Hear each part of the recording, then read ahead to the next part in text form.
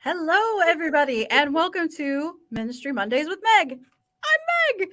I am Reverend Meg Biddle. I am currently the National Coordinator of Ministry Life and what has historically been known as ABPS, the American Baptist Personnel Services. And I currently serve at ABHMS in King of Prussia, Pennsylvania. So there's my commercial and all of that. And welcome to our show. And this morning, I would like to welcome my guest, Reverend Dr. Reid Trulson, who is the retired executive director and CEO of the International Ministries, and he's also an author. Dr. Trulson, thank you so much for joining me today. Well, thank you, Meg. This is delightful to be able to visit together this morning. Yeah. I know we've been in the same room at a couple of things, but I don't think we've ever until now actually connected. So it's great to get to do this. The last time that I heard you speak, it was at the Central Pacific Coast, their gathering in Portland. I had to think where I was. And you came and you spoke about, I want to put her name up, about Charlotte Atlee White Rowe, America's first appointed woman missionary. And then, I found out about the book, and I've learned in many articles and things like that, had never heard of Charlotte. I'd heard of the Judsons. Yes, everybody heard, Judson's the name that everybody knows. But Charlotte is not. But before we get into that, if there are people that don't know you, do you want to do a little introduction of who you are and things like that? Well, thank you. I was born in southeastern Minnesota, grew up on a farm, graduate of the University of Minnesota in Minneapolis and of Fuller Seminary in Pasadena. Was an American Baptist pastor for 23 years, first on the staff of a church in Pasadena and then two congregations in Wisconsin. And then my wife, Janelle, and I were appointed by American Baptist International Ministries for service in Europe. Our role was a somewhat unusual one. We were the American Baptist representatives to Europe and the Middle East, which means we served in a liaison role, developing and maintaining relationships between Baptist movements in Europe and the Middle East with American Baptist congregations. So we lived in Munich and Vienna and Prague. And then I was appointed to be the area director for Europe and Middle East to give administrative oversight to our American Baptist work there. That drew our family back from Prague to the King of Prussia area. So we settled here in 2000, so 23 years ago. And then my last 10 years with International Ministries, I served as the executive director, the CEO of the organization. Okay. Wow. It sounds like an incredibly interesting and rich ministry. History. I would love to hear more about that some other time. But that's really incredible. And so, as the executive director of International Ministries, Mm-hmm. is that where you started researching and think? How did how did you come across Charlotte's story? How did that happen? In 2004, International Ministries celebrated its 200th anniversary. So in preparation for that, about a year earlier, I began doing a deeper dive in the archives. I'd always been interested in following up different things in our archives. But in preparation, I was particularly interested in taking a closer look at the first years of the organization. And like you, I knew a great deal about Adoniram and Ann Judson, and we always refer to them as our first missionaries. So as I was working in the archives, I discovered that only Adoniram had been appointed. Ann had not. And that took me by surprise because, of course, I assumed they were both appointed. I knew that they had been previously appointed as Congregationalists. And so I looked at the Congregationalist data and discovered that the Congregationalists likewise only appointed men. They did not appoint any of the wives. And the more I looked, I discovered that no denomination or mission agency was appointing women, single or married. So that was the first aha. Adoniram was appointed in our first year, 1814. The second surprise was I discovered the name Mrs. Charlotte H. White, appointed as a missionary in 1815, 1 year after Adoniram, appointed to serve in Burma alongside the Judsons. And that struck me as very curious because I had never come across her name in all of the studies I'd done about Burma, nor had I come across her name anyplace else. As I did more research, I realized that she was, in fact, the first woman in America to ever be officially appointed as a missionary. Other women had preceded her, such as Ann Judson, such as Harriet Newell and others, but none of them had been appointed. And I thought, well, appointment is rather different than simply being sent. Appointment really established an official relationship between a person and the agency, and in a number of respects was similar to the ordination of a pastor. Okay. So I thought, well, who is this woman? Why have I not heard of her before? Why have I not seen her name appear in Burma? Given her significance as the first, why has she been absent from the historical record? And so that's really what sparked my interest in doing the research. Okay. Wow. Yeah. Because, like I said, I mean, and you've already summed up beautifully. We know these other names. We know all of their names. But Charlotte, until Portland, I had never heard her name. Uh, do we don't call it appointments anymore, do you, when you have missionaries that go out? Oh, Yes, it's still appointments. Yes, Okay.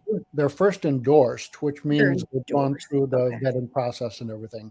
But then an act of appointment is an act that is done by the board of directors. Okay.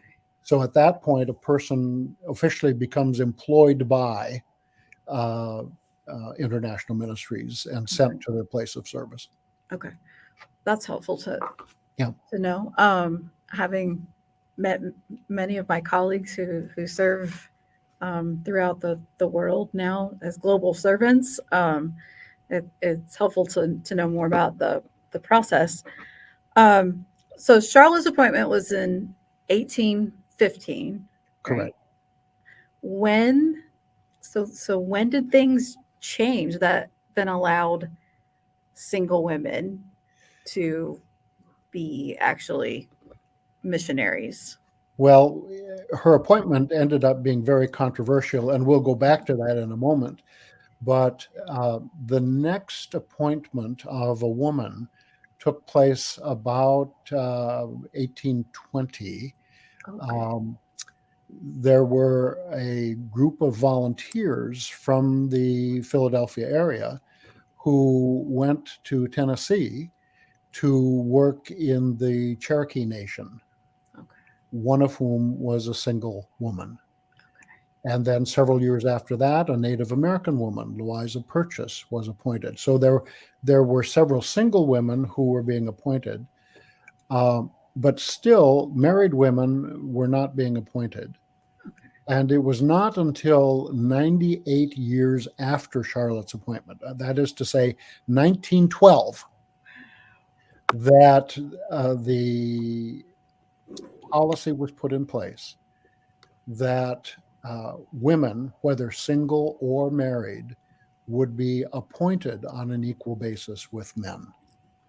So that was 98 years after Anne, or after Charlotte. It was 100 years after Anne was sent. So 98 years. yeah. And we're honest. Women still struggle. We know the reality of it. I mean, yes, in the American Baptist denomination, it is far easier than places where it's not even an option. But it's not without its own trials. So That's right. And it's interesting because I think many people in our local churches are unaware of much of the earlier history. The very year that Charlotte was appointed, Clarissa Danforth was licensed to preach in New Hampshire. That's fairly early on, but very few people know about Clarissa. And her ministry was very significant. She pastored a local church. She started churches. She traveled as an evangelist. And she was referred to as the preaching sensation of the decade. She was a very significant individual. So the ordination of women clergy among American Baptists is not a new thing, even though there are a number of congregations that still find it difficult to imagine that for their own congregation. Right.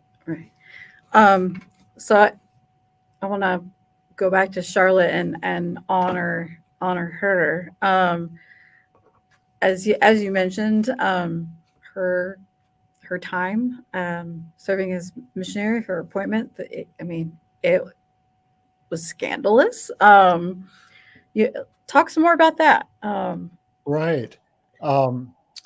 There was an ideology that's been referred to as the separate spheres ideology that became particularly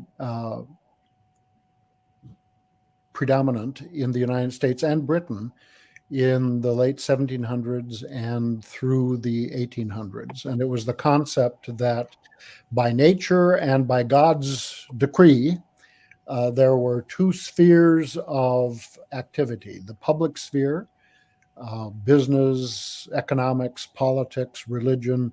That was the sphere for the man. And the domestic or the private sphere, the sphere of the home, raising children, etc., that was the sphere for the woman. And a number of people said the role of a missionary is a public role, and therefore it is inappropriate for a woman. So the board, the Baptist board, when it appointed Charlotte, was really doing a thing that was rather unusual.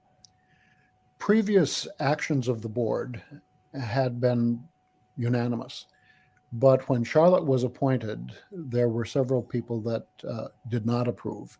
One of them was a very prominent pastor who had written about the role of women, and he said it was the man that was created in God's image, that women in the church were useful and ornamental, but should never do anything or take any role that usurped the authority of the man. Now, the Baptist Board of Missions had a constitution, a set of bylaws that used the word missionary but didn't define it. And the word missionary had been coined by the Jesuits in the 1500s. So the board had to struggle. Well, was Charlotte's appointment really legal or not. They reread their constitution. They recognized that they had not defined what the word missionary meant, and so they said yes.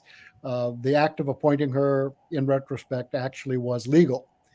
However, there were several members of the board who said, I'm just not sure we have enough money to send her. Now, Charlotte had a modest estate, and so she contributed money from her own estate to the board on the understanding that the board would use that money to pay her expenses. In other words, she was funding her own ministry. Wow. And at that time, right, she had already been married and widowed. Is that, yes, I remember right? She really went through several very traumatic experiences. She was born in Lancaster, Pennsylvania. Her father was a judge. He was the first president judge of the Pennsylvania Supreme Court. She was the youngest of 11 children. When she was 8 years old, her mother died. And 3 years later, her father died. So now she's an 11-year-old orphan. She was sent to Rutland, Massachusetts, the very center of the state, to live with her oldest sister, Elizabeth. Elizabeth was 17 years older than Charlotte. Elizabeth was married and already had 4 children. So Charlotte moved into that home and spent her adolescence and early adulthood there in Rutland. She met her brother-in-law's younger stepbrother and married him, Nathaniel White. Nathaniel was a merchant in Rutland. Charlotte and Nathaniel had a baby boy, and 5 months later, Nathaniel White, her husband, died. And then 4 months after that, the baby boy died. So again, there was a dual trauma. Charlotte moved from Rutland to Haverhill, Massachusetts, and moved in with some of her husband's relatives there. And it was there she met the Baptists. She experienced a spiritual renewal. She was baptized in the Merrimack River. The Baptist Church in Haverhill was very active in foreign mission, so she learned a lot about it. And of course, Haverhill was the home of Harriet Atwood, and right across the river was Bradford, the home of Anne Hazeltine, both of whom married Congregationalist missionaries. So there was a lot of buzz in the towns about these other 2 women who were going to be sailing to India with their husbands for mission service. Anyway, at that time and at that church in Haverhill, Charlotte discerned her own call to mission service. So she moved to Philadelphia, joined the Sansom Street Baptist Church, which is also Fifth Baptist. The pastor of the church was William Stoughton, an Englishman who had been involved in forming the Baptist Missionary Society in England. He had actually been involved in helping to send William Carey as the first British Baptist missionary before Stoughton moved to the United States. Stoughton was very much involved in forming the Baptist Board of Foreign Missions and became its first corresponding secretary. That's the position that I later held, that we now call executive director. Okay. He and his wife Maria were very supportive of Charlotte's call to mission and encouraged her, really enabled that appointment to take place. When the attempt to revoke Charlotte's appointment failed, and when she contributed the sufficient money to pay for her expenses, then, of course, they needed to find a ship. Well, the Judsons by this time had translated portions of the Bible into Burmese. They were also printing religious tracts, and they needed someone to print those materials for distribution. So they asked the board in the United States to send a printer. Well, there was a gentleman, Reverend George Howe from New Hampshire, who had been a printer before he was ordained. So he was appointed as a missionary. His wife, Phoebe, who of course went with him, was not appointed. They had 2 children. So Charlotte sailed in the same ship with George and Phoebe Howe and the 2 children. They sailed from Philadelphia to Calcutta, India. The reason they stopped in Calcutta was because William Carey and the British Baptist missionaries were in Serampore, just up the river a few miles. And Carey had a printing press that he was going to donate to the work that Anne and Adoniram Judson were doing in Rangoon. So they stopped to pick up the press. Charlotte immediately begins to study Burmese there. It took 2 months for them to find a ship that could carry the American missionaries and the printing press and the type from Calcutta to Rangoon. And during that time, Charlotte met another British Baptist missionary named Joshua Rowe. Joshua's wife had died several years earlier, leaving him the father of 3 very small boys. And so within that 2-month period, Charlotte and Joshua were married. They were married at St. John's Anglican Cathedral in Calcutta. So she did not go on to Burma, but stayed in India. And that's why, of course, I was not able to find any reference to her in Burma.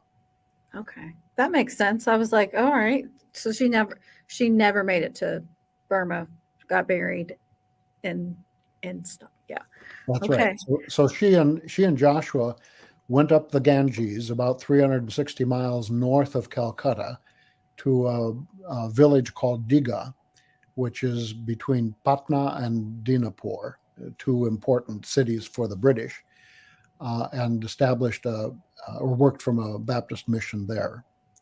Charlotte was an educator, and she began learning Hindi, first of all. And here again is an indication of her skills. Right. Her husband Joshua had been fluent in Bengali when he was in Calcutta and had preached in Bengali. But Digha was a Hindi-speaking area, and he never became fluent in Hindi. So all the rest of his ministry was spent working with English-speaking expatriates. Charlotte was the one who worked with the local people. She quickly became fluent. She could read and write. She began translating. She translated the Gospel of John into Hindi.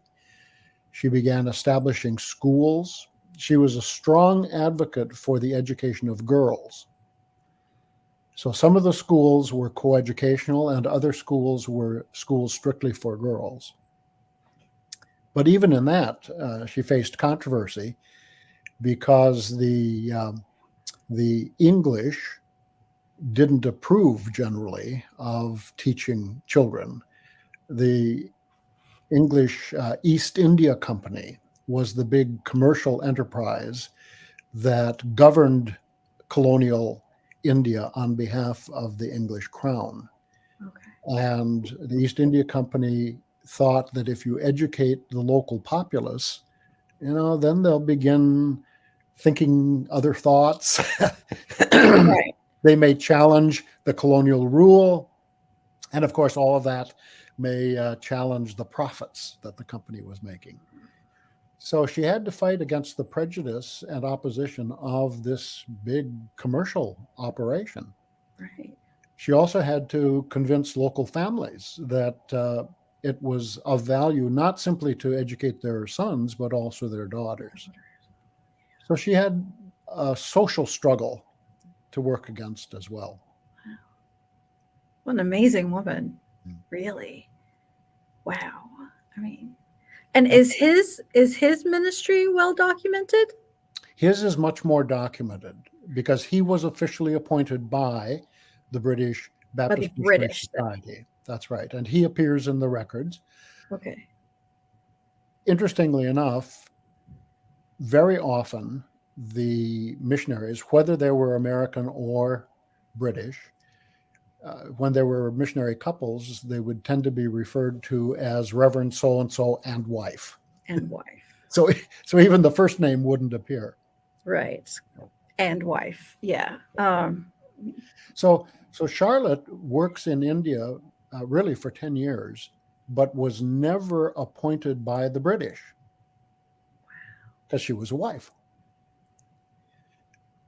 Early on, a little over a year after they were married, Charlotte gave birth to twin daughters. And then several years later, gave birth to a son. So now there were 3 stepchildren, the 3 boys of Joshua and his first wife, and then the twins and baby boy. So 6 children in the family altogether. The couple worked together for 7 years, and then Joshua died. So now Charlotte is a single parent of 6 children.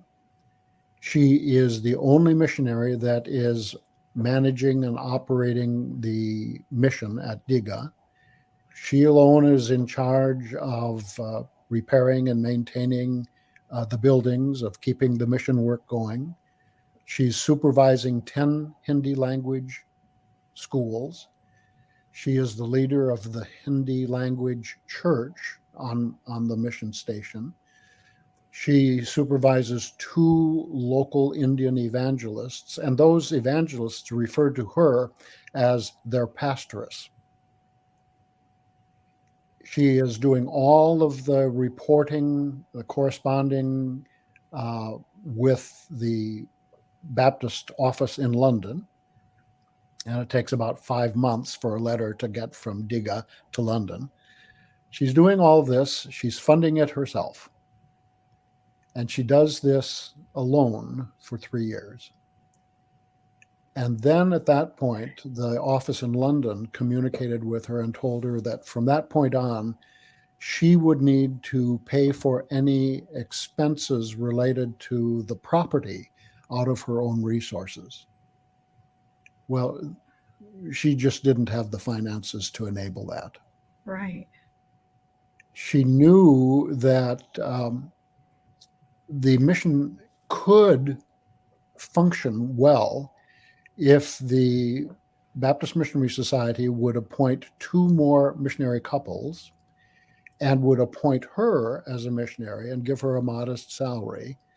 With that team of 5, they would be able to operate a boarding school to provide an income and could actually expand the work. So she had a plan that would work.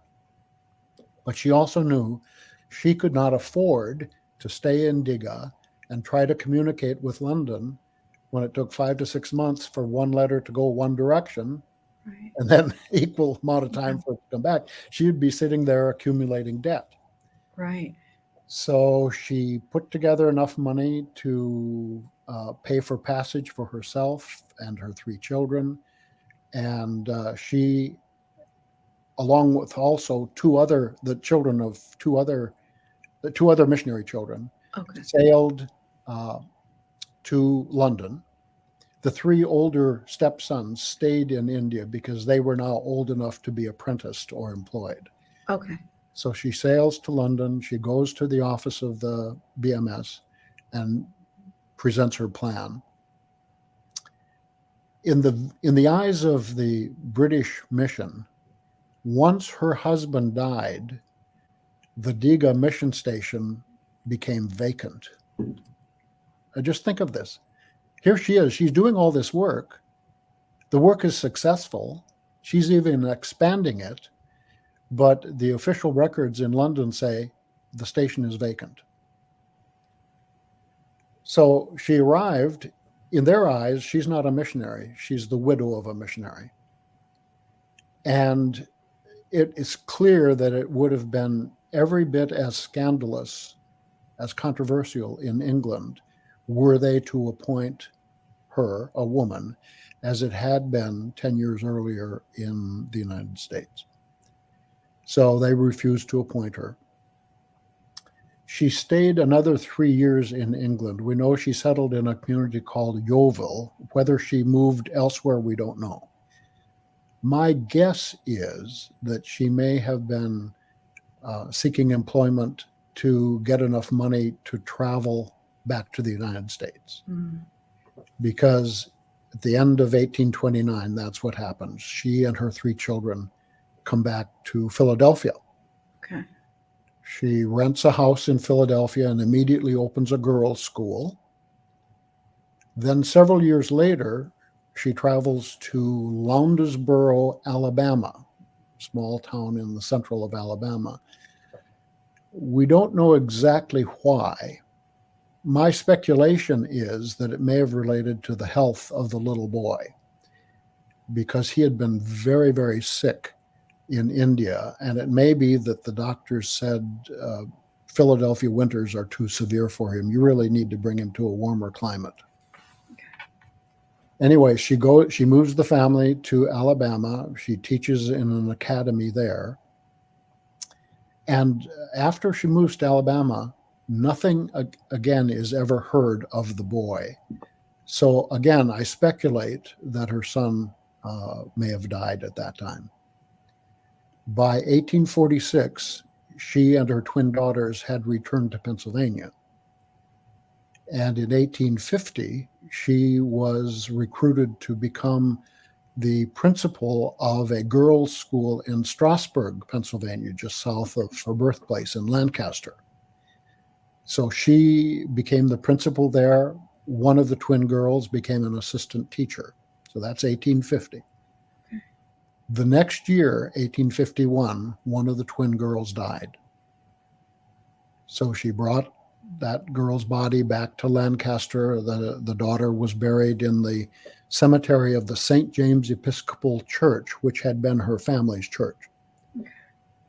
The next year, 1852, her remaining twin daughter died. So that daughter was also brought to the cemetery and buried there. Charlotte was now 72 years old. She returned to the Philadelphia area. We do not know what she did for the next 10 years, but in 1863, on Christmas Day, Charlotte died. She died in Germantown. Okay. Her body was brought back to Lancaster. Her funeral service was held at the St. James Episcopal Church, and she was buried in the cemetery in the plot next to that where her twin daughters lay. However, Charlotte had not sought fame. She had not sought for people to know, well, I was the first woman to be appointed.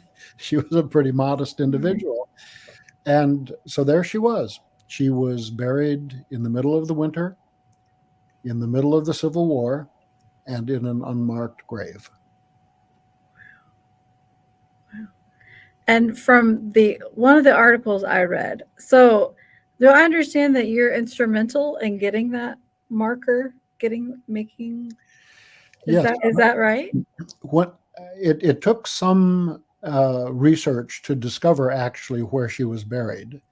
I did find a Philadelphia newspaper that indicated her death and that she was buried in Lancaster, but it didn't say where.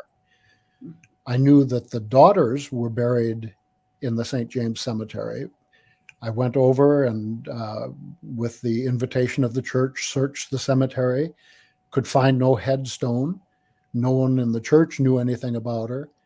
So then I researched more newspapers of the period, and in a Lancaster newspaper from December of 1863, I found a death notice that said she was buried in St. James Cemetery.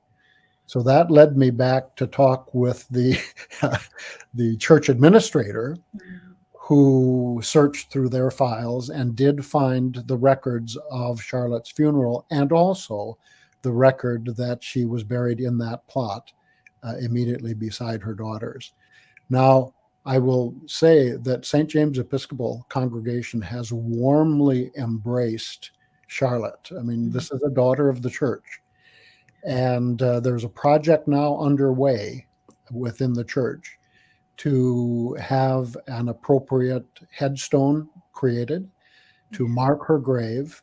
And I believe there will also be a bronze plaque established that will give more information. So there will be a public recognition that Charlotte was the first American woman to ever be officially appointed as a missionary.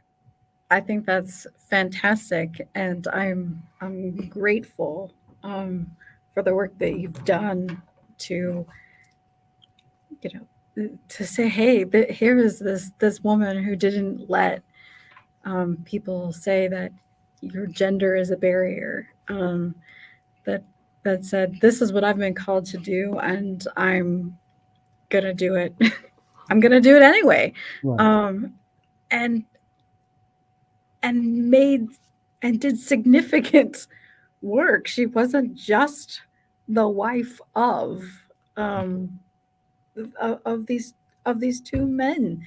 She had her own ministry, her own successful ministry, and I hope that in years to come that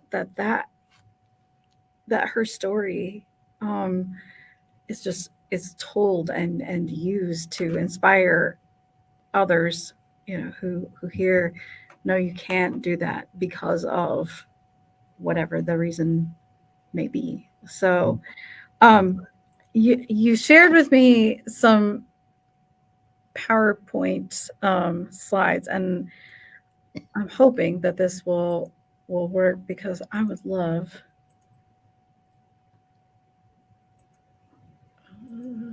from beginning. Going to show up like I'm, oops. So this is Charlotte, correct? This is Charlotte. No, this portrait. Whoop. Okay, that's your book. This is the book, and the book was published by Mercer University Press just the end of last year, November of 2021. And at that time, I was not aware of any portrait or etching or silhouette in existence of her. The silhouette on this book cover was simply placed there to illustrate the style of clothing of the era. Okay. And the picture on the top portion of the book cover was done by an Indian artist named Sita Ram, who had been hired by the East India Company to paint pictures of major cities in which the company worked. That painting of a street scene in Patna was done in 1815, the very year that Charlotte sailed to India. Patna was 9 miles away from where Charlotte lived, so she would have seen the very things that are pictured in that painting. That's now, just this past summer, working with some friends, the rector of St. James Episcopal Church and his wife, Dr. Cordelia Moyes, we discovered that a great niece of Charlotte's, who lives in the DC area, had and has preserved Charlotte's painting. And that's the next visual that you have here. Okay. And it's just been a thrill to be able to see what she actually looked like. Yeah, to give a face to the name that we now know. Right, yeah. And this niece, also because of the contact we've made with her, has been learning a great deal more about her relative. Basically, she had known that Charlotte was a missionary in India, but that was about the extent of her knowledge. Yeah. The research has been continuing, and just a month ago, I found that the journal that Charlotte had written is still in existence. It had, less than a year ago, had been placed in the archives of the Yale Divinity School Library. So a couple weeks ago, I was in New Haven reading the journal, there are a number of new insights to Charlotte that come from that journal. For instance, I'd often wondered, how did it feel to her to spend some time living in Alabama? The journal does not cover that period. It ended before then. But in the journal, Charlotte speaks about how strongly she abhors slavery. So again, that would support the speculation that perhaps the reason she went to Alabama was for her son's health. But once the son died, Sure. he had no reason to remain in the midst of a slave economy and returned to Pennsylvania. That's amazing, and that you continue to learn more about her. And Well, she's a fascinating person. yeah, I would love to have been able to sit down and just talk with her and listen to her. right. And to have experienced so much grief and trauma and loss, and still in the midst of all of that continue in ministry, and not having that be, because I mean, do we know were the twin daughters, they've never married or anything, right? No, but both of them died unmarried. Yeah. So really, Charlotte herself bore 4 children, all of whom died before her. Yeah. 2 husbands died. Right. So before you die of old age, you have lost your entire family, and her being, right, the youngest of the 11. That's right. You assume that, okay, maybe there was a niece and nephew somewhere, but essentially all of this to die alone. Right. And what does it mean to a person who discerns that God is calling her to this particular ministry, and yet so many people around her say, no, you can't do that because you're a woman? Right. That takes strong perseverance. Yeah, it does. I want to preach about her sometime. maybe the next time. Maybe the next time. Just in case she's watching, Sarah invites me to go back to Royersford. Maybe I'll put some Charlotte in there, because I don't know how it really does. It changes your view of everything. I mean, women have gone through a lot, but she's gone through an incredible amount, come out the other side, and still in the midst of all it was able to say, God is good, that I'm going to continue this, and I'm going to continue this work. I mean, how amazing. How amazing. And it's clear from her letters and from her journal that she's not full of herself. She's not a person for whom it's all about me. Right. She says at one point, I'm a mere instrument. And if God chooses to use me, then I can do, many things I could not do on my own. Right. But it's God who's at work, and she was willing to engage in that work to which God called her. Wow. What an inspiration. Really. I want to put her name up one more time, because Charlotte Atlee White Rowe, America's first appointed woman missionary back in 1815. And here we are in 2022, almost 23, still talking about her.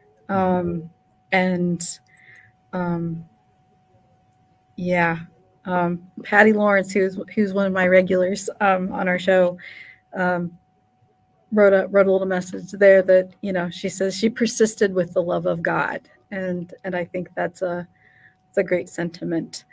Dr. Trulson, before I ask you the joy question, that everybody gets and that I love the answers, you have your book handy? You want to again to show that? What, there we go again, the Charlotte Atlee White Rowe, the story of America's first woman-appointed missionary.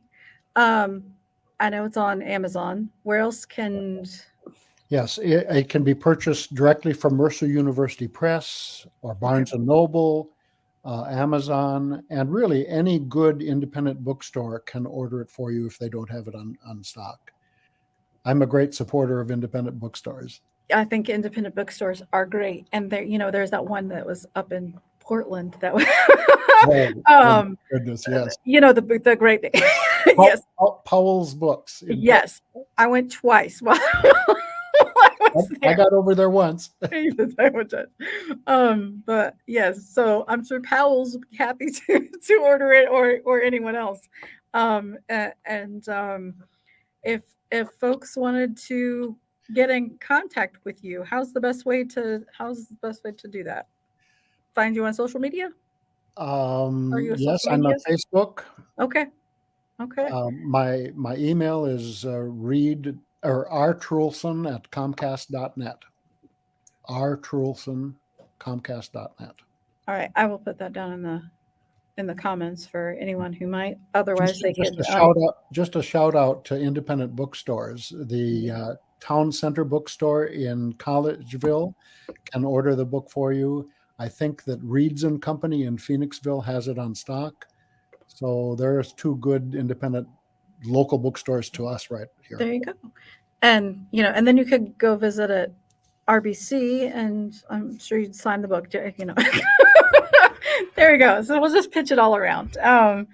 So as we wrap things up, and again, I'm just so grateful for you for being a part of this. That joy question. So in everything that you do in your life, what brings you joy? I consistently experience joy when I observe people treating others with kindness. Mm-hmm. And I think that's for several reasons. One is that is something that everyone can do, regardless of age. My wife and I have two grandchildren, now 6 and 3. And our grandson last year, when he was a 5-year-old, began playing soccer. And we'd go to his games. And one of the things that filled me with great joy was he's out on that field, and a little boy from the other team gets knocked down, and he stops and goes over and extends his hand and pulls him up, helps this other child get up and, kind of make sure he's okay. And I thought, oh my goodness, that. Yeah. Wonderful. Yeah. I agree. That's a great answer. See, this is why I asked this question, because no two people have the same answer, and how they view it. Joy and what brings them joy is just. Maybe someday I'll write a book about the joy question or something like that. Well, remember, the prophet Micah says, "What does God require but to do justice?" So there's Charlotte coming in. Yeah. It's a matter of justice that she is recognized for who she was and her ministry, to do justice, to love kindness, and to walk humbly before God. Yeah.